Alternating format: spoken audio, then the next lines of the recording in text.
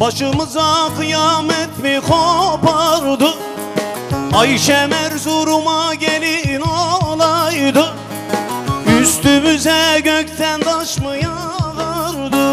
Anam Ayşem Erzurum'a gelin olaydı.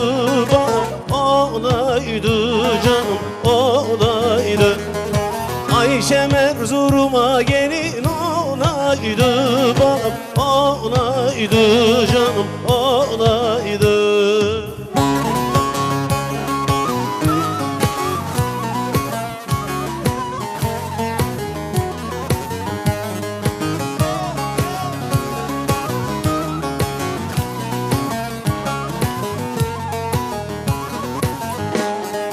Ak eline kızıl kına yakardı. Yar salınsa ben boyuna bakardım. Yüz görümlük beşi birlik takardım. Anam Ayşem Erzurum'a gelin olaydı. Bana olaydı canım olaydı. Ayşem Erzurum'a gelin olaydı. Bana olaydı canım olaydı.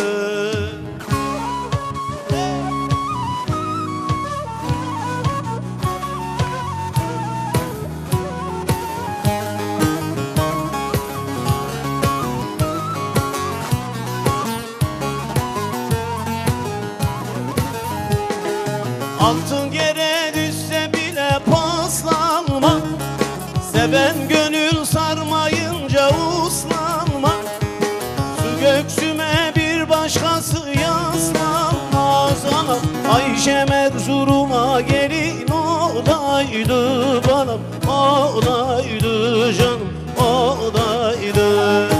Ayşem Erzurum'a gelin olaydı. Bana olaydı canım olaydı.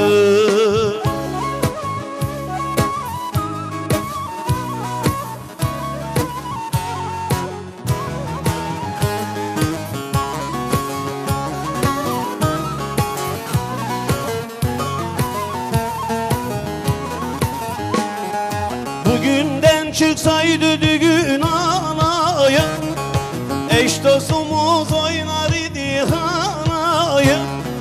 Başlamazdı Mert oğlunun olayı. Babam Ayşem Erzurum'a gelin olaydı. Babam olaydı can olaydı.